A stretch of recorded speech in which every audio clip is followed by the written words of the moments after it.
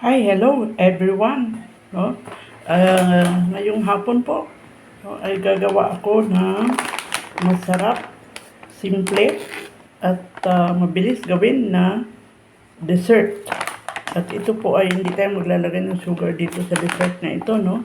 Gagamitin ko lang po itong Graham powder. No? Anyone can make this. So, less sugar. At madali lang gawin. Enjoyable pa gawin.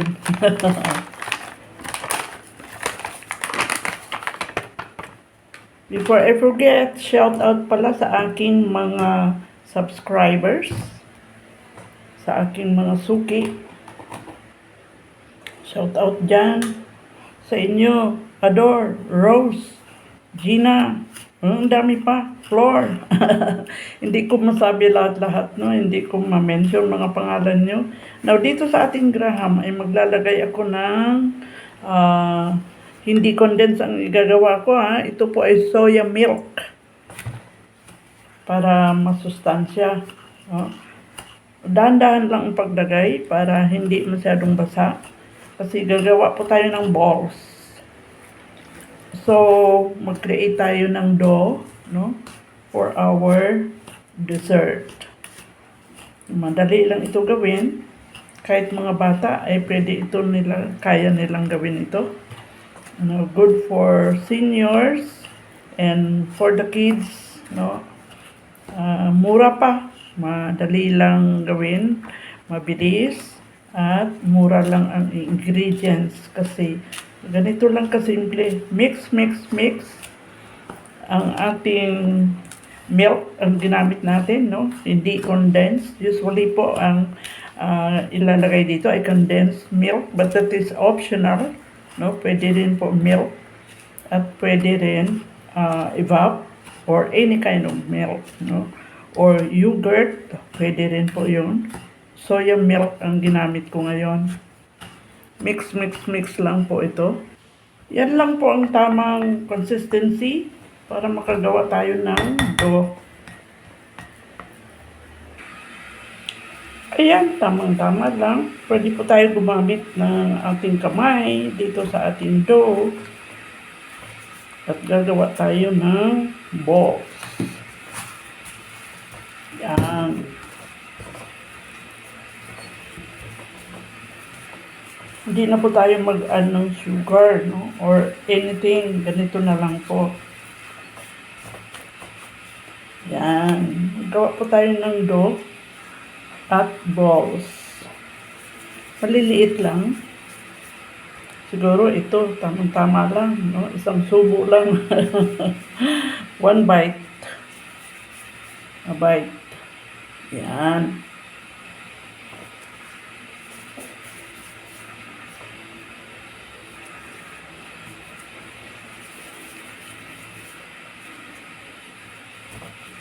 Masarap po ito gawin para sa mga bata, lalo na kung may party, may mga occasion. At para hindi sobrang matamis, hindi na po tayo maglagay ng sugar. Pwede po ito ilagay sa refrigerator din pag ito ay hindi maubos, no? Pwedeng every after meal, kakain ka ng isa, okay na po yun. Ay para pala sa mga hindi pa nag-subscribe, paki-subscribe po kasi dito ang niluluto natin sa ating kusina ay mga healthy food, no? Na pwede po natin i-recommend sa mga senior citizen or sa mga kids, maliliit nating mga bulilit.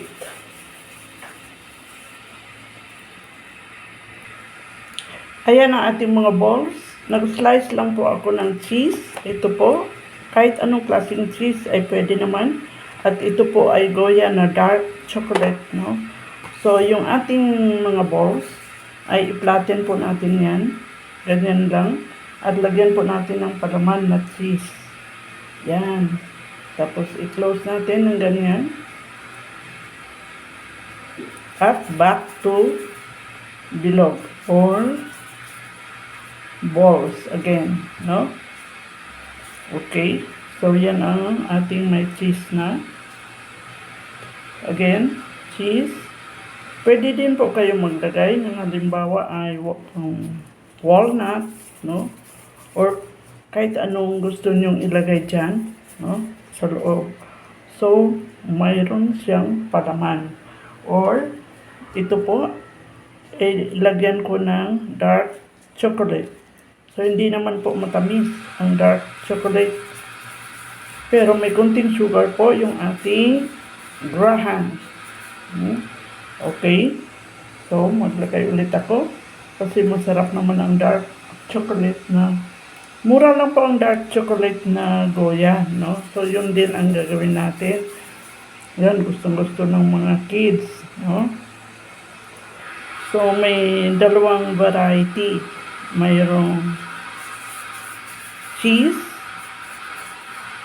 pwedeng melted cheese, or pwedeng kahit hindi melted cheese, no? Yung ordinary na cheese, ay pwede din po yun.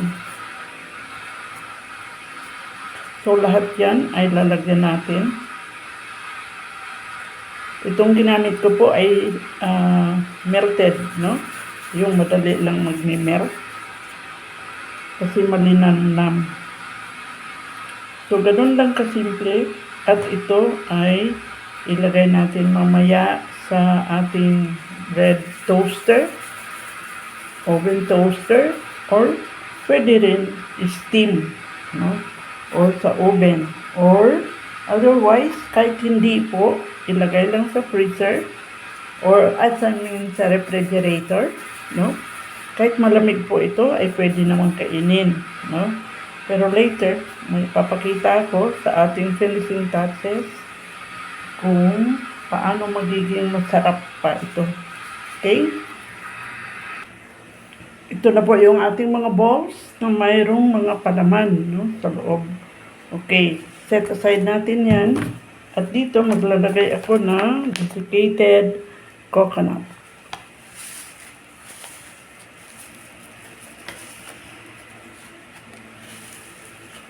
Okay.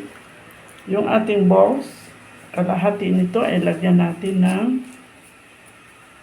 coconut. Pwedeng fresh at pwedeng serve ito na cold. Pwede rin po yan. Ilagay natin sa refrigerator para very attractive sa mga bata. So, ang iba ay lagyan natin ito. Pwede din kayong maglagay ng mga candy crinkles. Pwede po. No? Kahit ano bang naman ilagay dito na basta attractive or nutritious, no, para sa ating mga kids.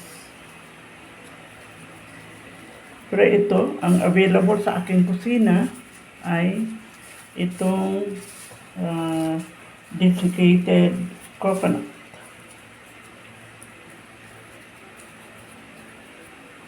Hindi naman lahat ilalagay ko kasi maganda na yung may variation.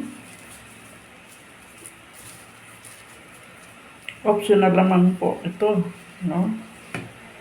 So, ang iba ilagyan ko nito.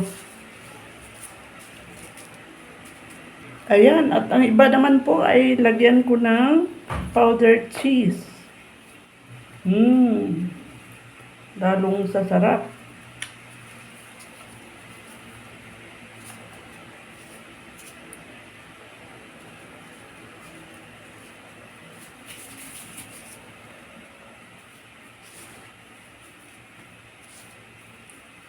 So, yung nilagay natin po dito sa coating natin ay optional. Pwedeng any flavor or any powder ay pwede po natin malagay dyan, no? Para iba-iba, may variation. Ito na yung ating balls. So, pwedeng iba-ibang flavor, pero ang available lang po dito sa akin ay yung coconut at saka cheese. Pwede din tayo maglagay ng, halimbawa ay yung na-pound natin nuts, pwede rin po yun. Optional po yan. Pwede rin po natin ito i-serve na cold o pwede rin natin i-serve na hot. Pero ako I prefer na ito po ay i-bake ko sa aking maliit na bread toaster. So ilagay ko dito at ito ay saglit lang para madagdagan yung lagkit o kaya yung pagka malabo ng ating graham. Okay, kasya. Pwede i-move dito. Move dito para may space dito. Yan. At ito ilagay natin sa ating bread toaster ng saglit lamang. Siguro mga 4, 5, or 10 minutes the most.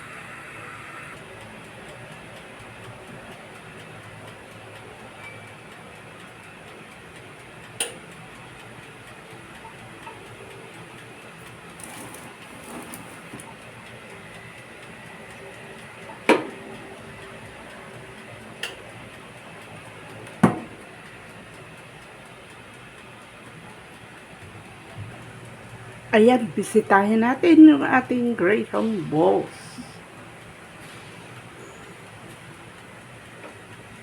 Wow! Ganda! So, ito ay pwede na nating off ang ating toaster, oven toaster.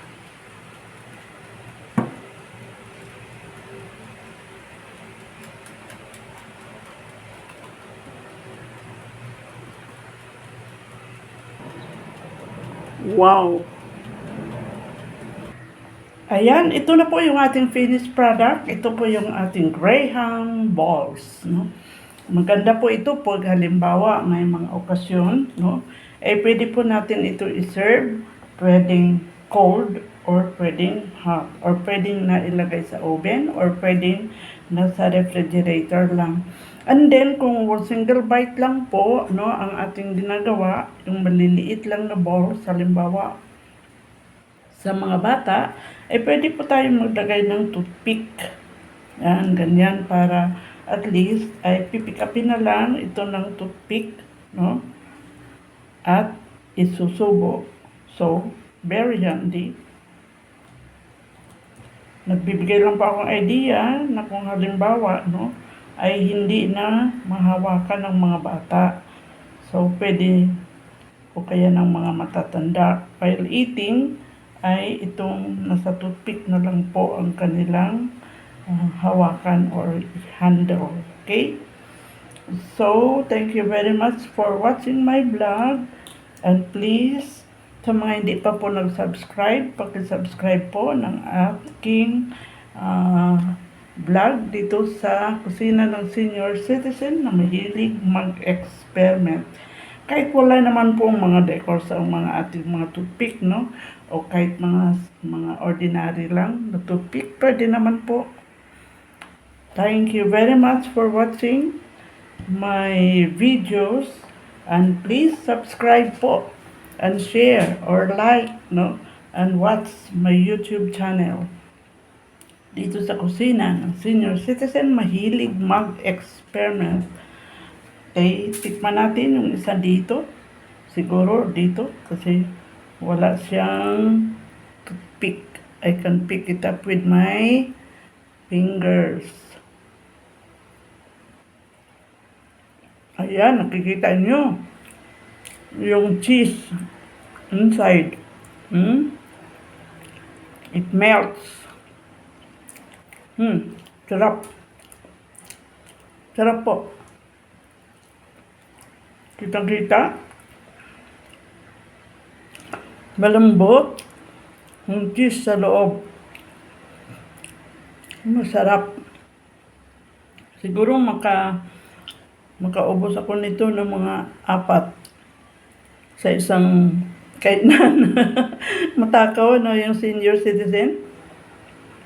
Masarap po ang combination. And then, yung iba dito ay dark chocolate kanina, yung nilagay natin. So, yan. Pwede naman ang cheese na kahit hindi nagme-melt or yung melted cheese, no? Bye! Thank you for watching my vlog. God bless us all. Bye-bye. My Graham balls. Wow. God bless us all.